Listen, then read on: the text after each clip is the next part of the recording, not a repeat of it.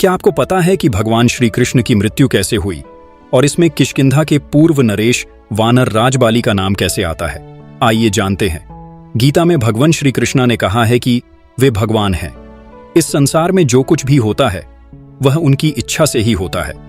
तो जब वे अपनी इंसानी काया को छोड़ना चाहते थे, वह भी उनकी इच्छा से ही होना था, क्योंकि धर्म की स्थापना हो चुकी थी और पांडव हस्तिनापुर में राज करने लग गए थे।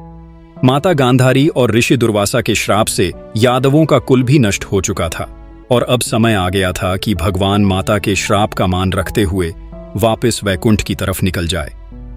तो एक दिन भगवान श्री कृष्ण ध्यान मुद्रा में एक पेड़ के नीचे बैठे थे। उसी समय एक शिकारी जिसका नाम झरा था वहां से गुजरा।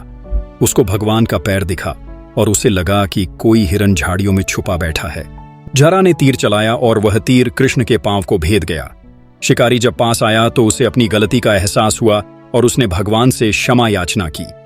फिर भगवान ने उसे शांत किया और बताया कि यह सब उनके चाहने से ही हो रहा है।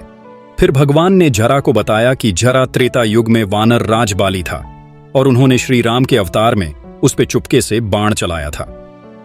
आपको यह भी बता दे कि बाली को ब्रह्मा जी से आशीर्वाद मिला था कि यदि कोई सामने से उससे युद्ध करे तो प्रतिद्वंदी का आधा भल बाली को मिल जाएगा, और इससे बाली अजेय हो चुका था।